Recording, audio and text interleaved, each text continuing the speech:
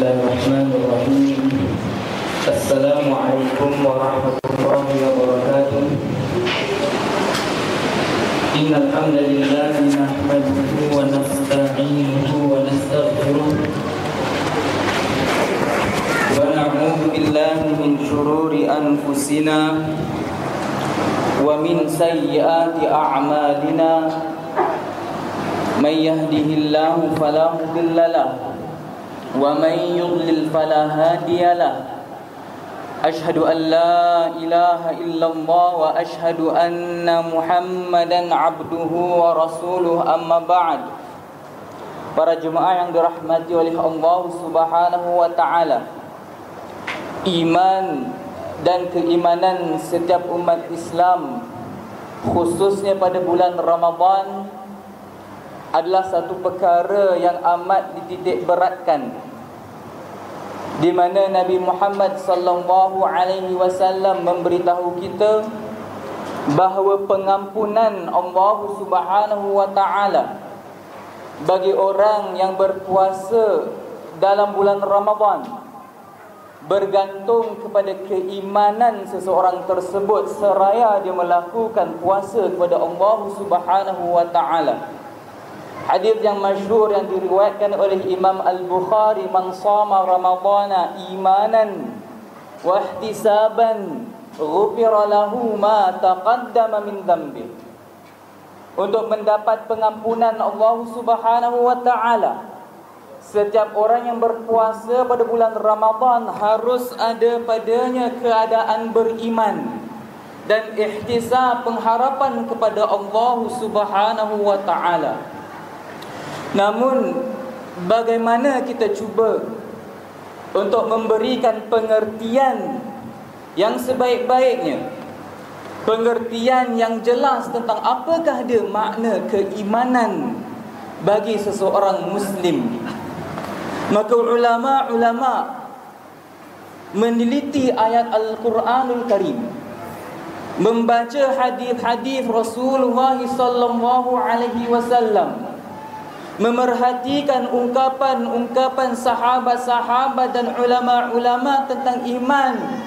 Mereka rumuskan iman tidak lain dan tidak bukan huwa tasdiqun bil qalb wa taqrirun bil lisan wal amalu bil jawarih. Tiga perkara yang harus ditelitikan oleh umat Islam apabila dia kata aku beriman kepada Allah Subhanahu wa taala. Pertama sekali dia harus percaya dengan hatinya. Tasdiqun bil qalb, percaya dengan hati. Kemudian akibat percaya dengan hatinya, maka keluar daripada mulutnya takrir, pengiktirafan dengan lisannya tentang apa yang dia ada dan disemadikan dalam hatinya. Dan akhir sekali perbuatan dengan amal badan mereka. Dalam erti kata lain, orang yang beriman, kalau kita faham maksud keimanan, bukan sahaja percaya, bahkan ia percaya dan juga beramal. Oleh kerana itu, insya-Allah kita akan cuba untuk pisahkan dua perkara ini. Kita akan cuba bincang tentang apakah dia maksud keimanan dengan hati, dan kita cuba untuk bincangkan apakah maksudnya beramal dengan amal badan. InsyaAllah malam ini kita bincang tentang beriman di dalam hati, kepercayaan dalam hati. Itu topik perbincangan kita insyaAllah pada malam ini. Amal dengan jari, perbuatan dengan badan ataupun tangan dan sebagainya. InsyaAllah kalau ada jodoh kita jumpa lagi, kita bincang perkara itu.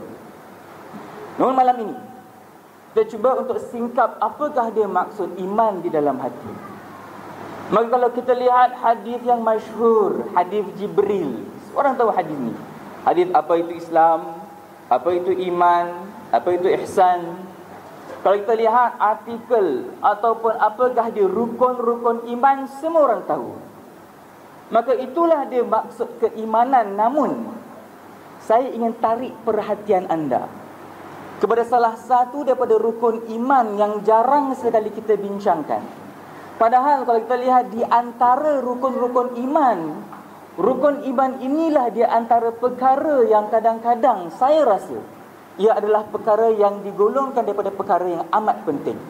Dan itu adalah iman kepada hari akhirat. Perkara yang menarik kita lihat daripada hadis Jibril. Selepas Jibril bertanya kepada Rasulullah sallallahu alaihi wasallam, apa itu Islam?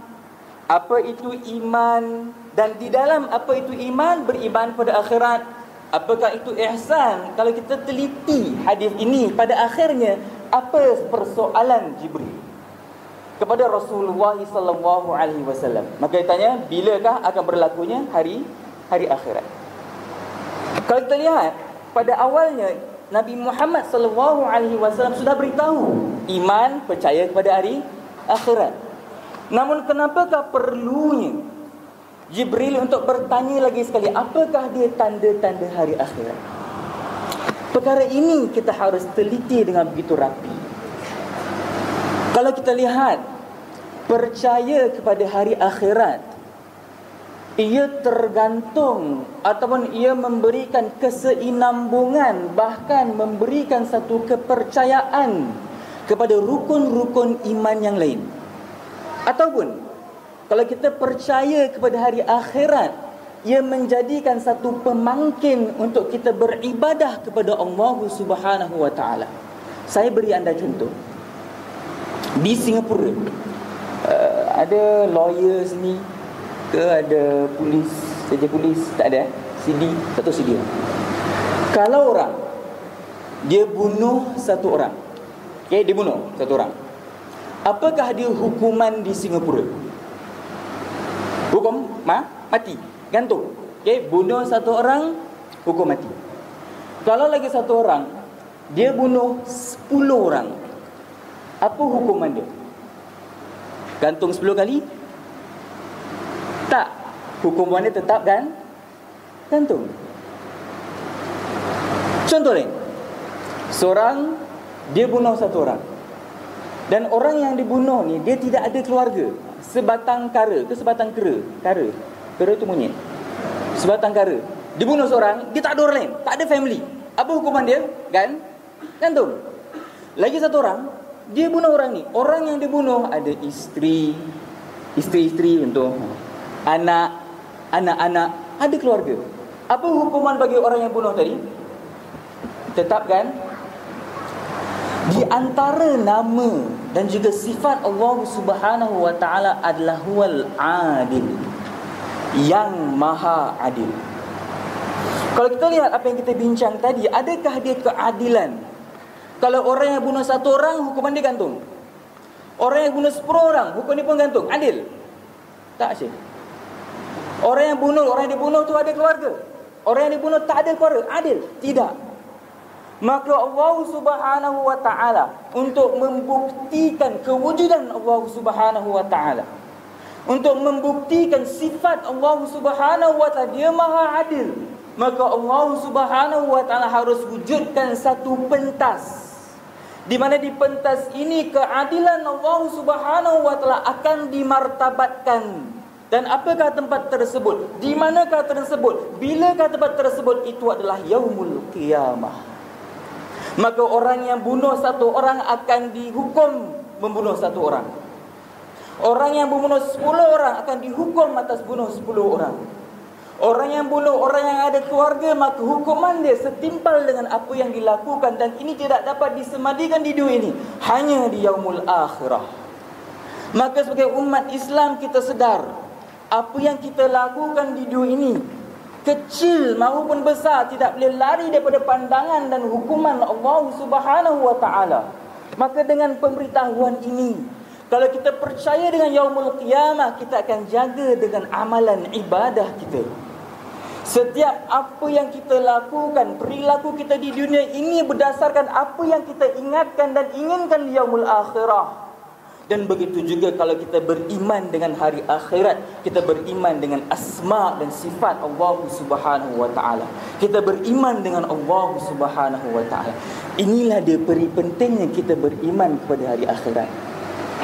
Dan Nabi Muhammad sallallahu alaihi wasallam selama 13 tahun Selama Al-Quran diturunkan sebelum hijrah, maka intipati, tema ayat-ayat Al-Quranul Karim yang diturunkan kebanyakannya berbincang tentang akidah, begitu juga perihal apakah yang berlaku pada hari akhirat.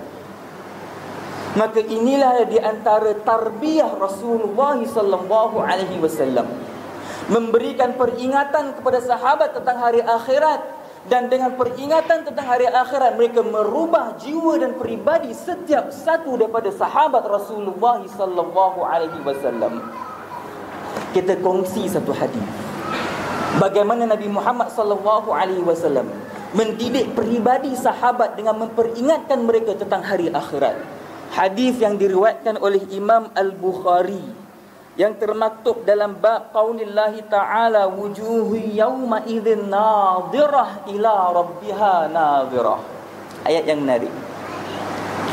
Hadis ini mulanya dengan para sahabat Rasulullah sallallahu alaihi wasallam, khususnya Abu Sa'id Al-Khudri. Ini menarik.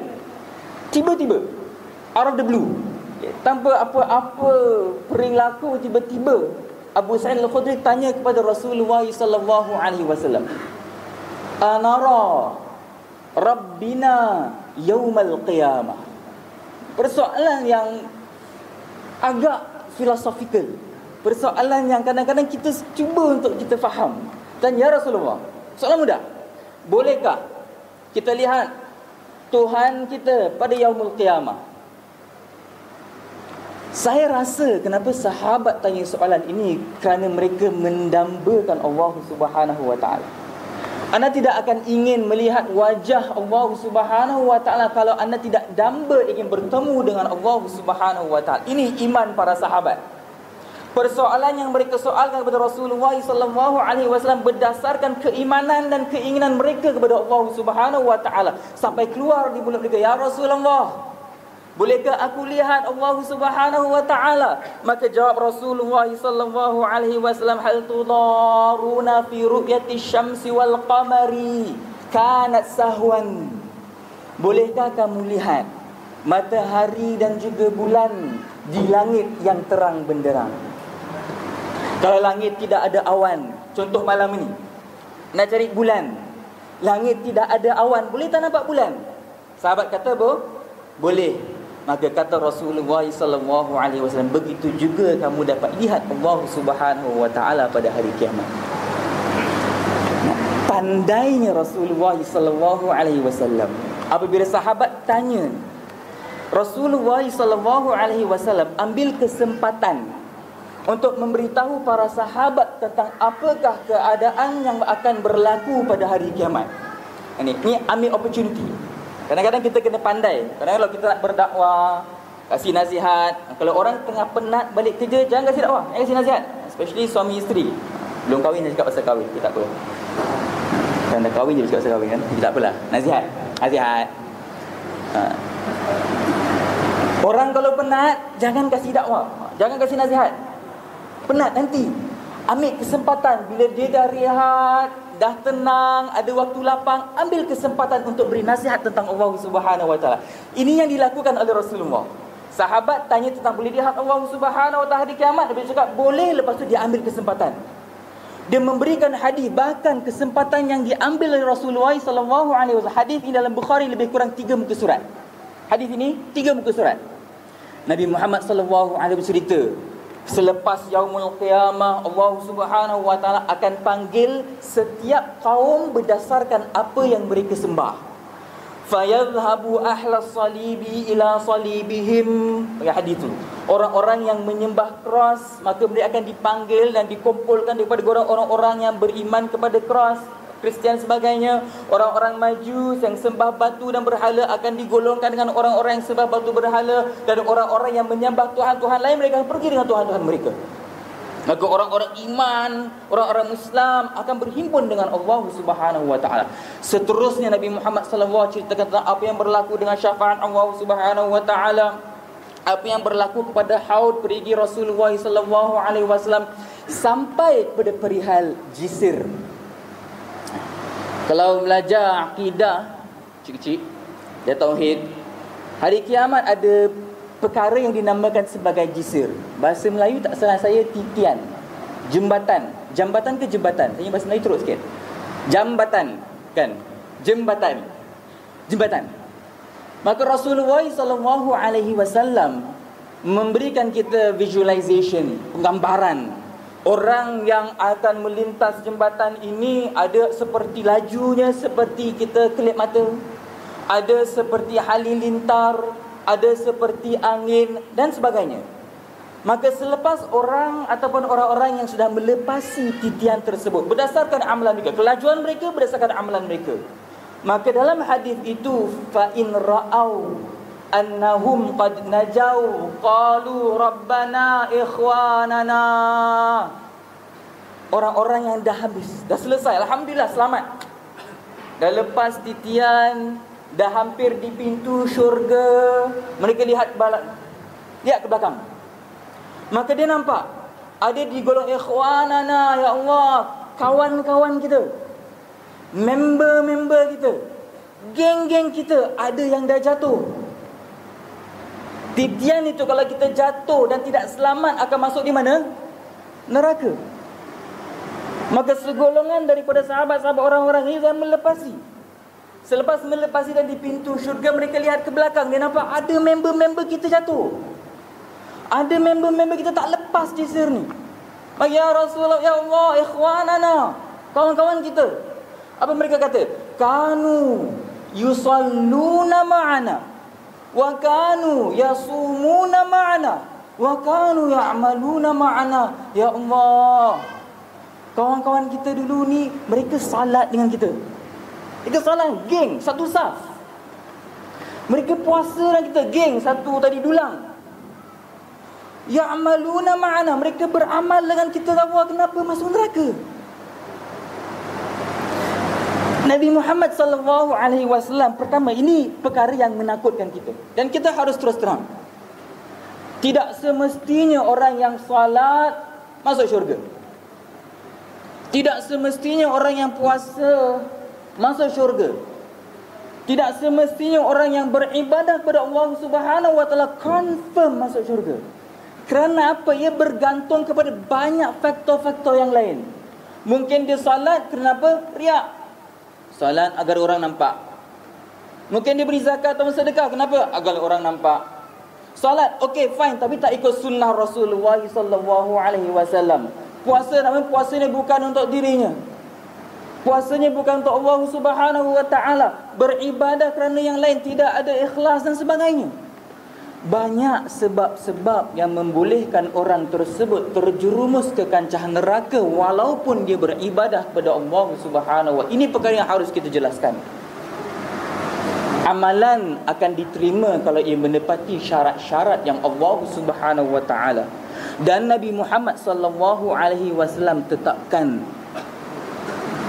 Itu bukan perbincangan kita. Maka Allah Subhanahu wa taala berkata kepada mereka yang telah mengadu kepada Allah Subhanahu wa taala, ya Allah, kawan kita dulu solat, ya Allah, mereka puasa sama kita, geng kita, ya Allah, geng. Maka apa firman Allah Subhanahu wa taala dalam hadis ini? Kata Allah Subhanahu wa taala, izhabu bihim fa in tajidu fi qalbihi mithqala dinarin minal imani fa akhrijuhu. Kata Allah Subhanahu wa taala, pergi kepada kawan-kawan kamu yang dalam neraka itu, pergi kepada mereka. Kalau kamu lihat di member kamu, kawan kamu itu ada secebis keimanan, sedikit keimanan kepada Allah Subhanahu wa taala, maka keluarkanlah dia daripada api neraka tersebut. Kita bukan sini untuk membincang orang masuk neraka, kali neraka, orang di syurga. Itu bukan perbincangan kita. Perbincangan kita bukan untuk mempersoalkan rahmat Allah Subhanahu wa taala. Itu urusan Allah Subhanahu wa taala. Fa yaghfiru liman yasha wa yu'adzibu man yasha.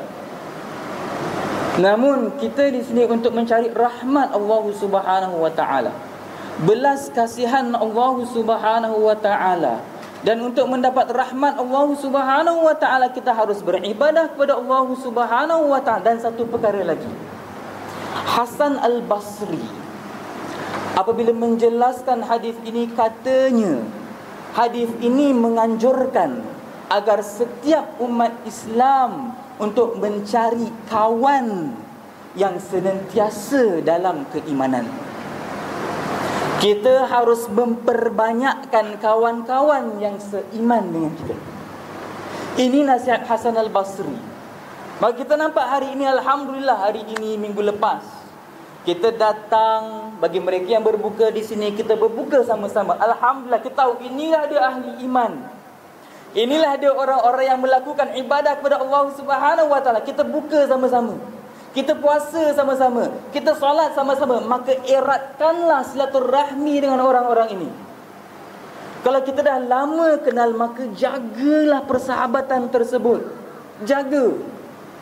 Kalau kita ada kawan yang belum kenal, buat kawan tersebut. Tanya, bro, kerja mana?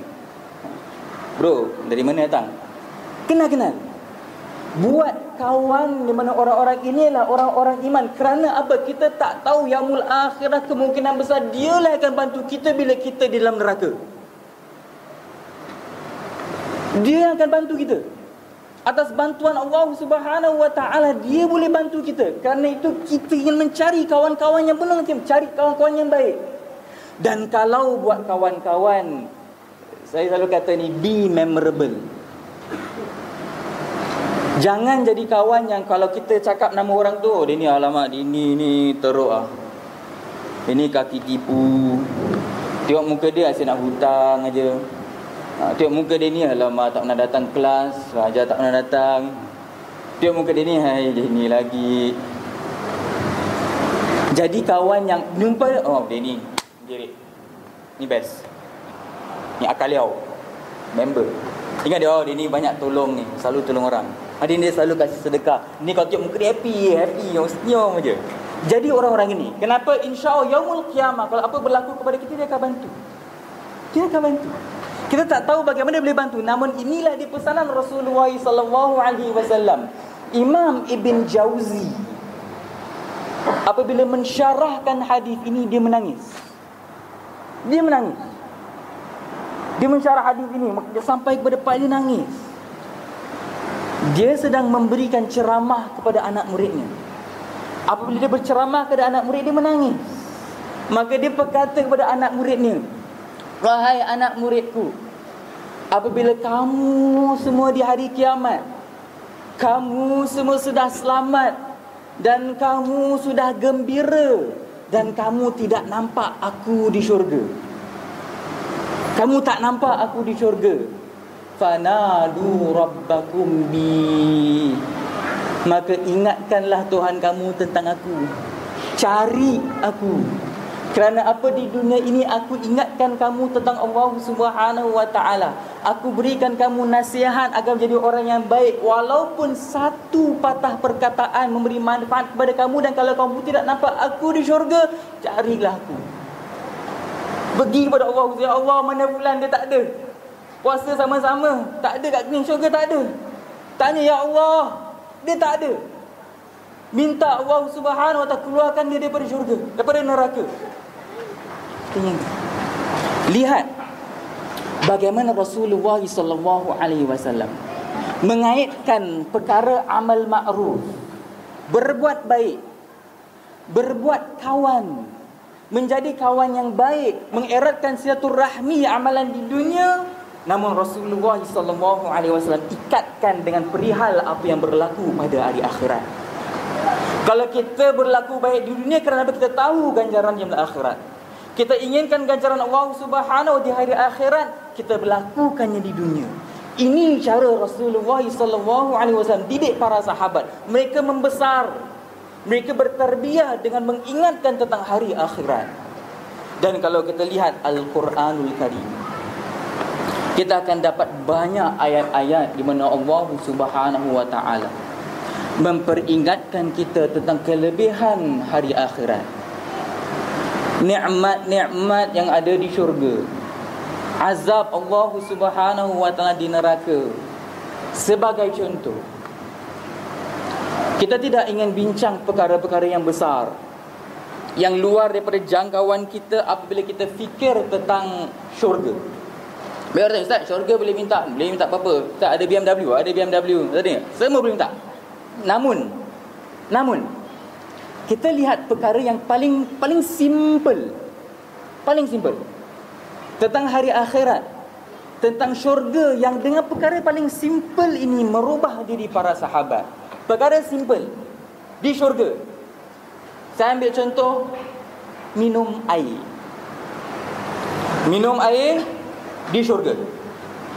Perkara simple. Anda apa syurga minum air, sini pun boleh minum air, sekarang pun boleh minum air. Apa bezanya? Surah Al-Insan.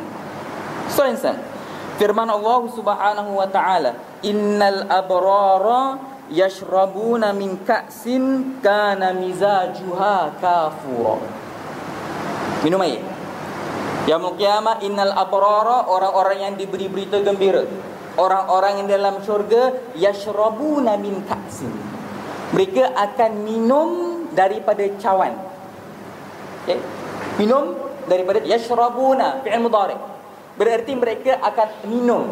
Perlukan usaha untuk minum. Saya kasih contoh. Sekarang tiada air dah dekat. Biasa orang kalau buat open house, anda ambil air macam mana? Biasa ada tong, anda ambil cawan, anda pergi, anda isi. Hari kiamat di syurga macam itu. Ada ambil cawan, kaksun, kawan, kita minum air. Ambil air, jalan. Alhamdulillah, okey, fine. Namun Allah Subhanahu wa taala memberi kita gambaran apa yang lebih menarik daripada itu. Okay, kalau contoh anda pergi walimah.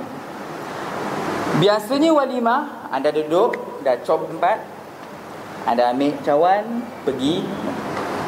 Namun ada walimah ni trend sekarang, wallahu alam, saya tak tahulah kan, belum kahwin lagi. Orang suka bawa kat hotel. Siapa yang bawa hotel? Orang kahwin kat hotel ni, dia kalau dia tak perlu ambil cawan, pergi dekat dispenser. Tak payah. Apa dia buat? Dia duduk, chill. Ada waiter datang, coffee or tea. Itu dalam kapal terbang, kita tak apalah. Okay? Nak air apa? Orang datang, orang tu tuang. Anda tak perlu ambil air tersebut, pergi kepada tong air tu ambil air. Air dah tersedia. Anda duduk je, macam bos datang. Di syurga, tadi apa kita bincang? Anda pergi ambil air. Sekarang apa? Dah tersedia. Wa yutafu alaihim bi aniyatin min fiddatin wa akwabin kanat qawarira min fiddatin qaddaruha taqda wa yusqauna fiha ka'san kana mizajuha zanjabila. Dan anda duduk, air akan disediakan. Wa yusqau. Air anda akan dituangkan. Ada bidadari dan bidadara akan datang, air dituang. Syurga. Saya tanya anda, best? Okey, best. Apa lagi best daripada itu? Apakah lagi hebat dan besar dan menarik daripada orang isikan air kita dalam cawan kita? Apa yang lebih besar daripada itu? Surah Al-Insan. Firman Allah Subhanahu wa taala, wasaqahum rabbuhum syaraban tahura. Perkara yang lebih menarik daripada itu, yang lebih fadilat dan besar daripada itu, apabila rabbuhum, Tuhan Allah Subhanahu wa taala, dia yang akan datang dan akan tuangkan air kepada kita. Apakah kehebatan, kenikmatan yang lebih besar daripada Allah Subhanahu wa taala sendiri yang mengisikan cawan-cawan kita dengan air-air. Ini fadilat Allah Subhanahu wa taala. Ini baru tentang air. Maka saya selalu ingatkan, tadi kita duduk ramai-ramai, kita makan ramai-ramai, kita minum ramai-ramai. Kita inginkan selalu banyak kawan-kawan, member-member, ada kawan lepak, kawan kedai kopi, minum sama-sama kedai kopi.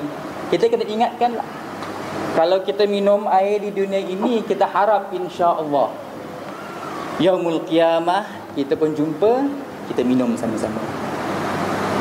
Dan saya nasihatkan, kalaulah di yaumul qiyamah kita minum sama-sama, kalau anda tak nampak saya, tanyalah Allah Subhanahu wa taala. Para jemaah yang dirahmati oleh Allah Subhanahu wa taala, ini contoh-contoh bagaimana Allah Subhanahu wa taala melalui hikmah Rasulullah sallallahu alaihi wasallam mendidik jiwa dan raga para sahabat. Jiwa mereka berjihad pada Allah Subhanahu wa taala. Jiwa mereka berjuang di jalan Allah Subhanahu wa taala. Jiwa mereka beribadah kepada Allah Subhanahu wa taala. Jiwa mereka memartabatkan sunnah Rasulullah sallallahu alaihi wasallam, membesarkan sunnah Rasulullah sallallahu alaihi wasallam, berani mati kerana Allah Subhanahu wa taala.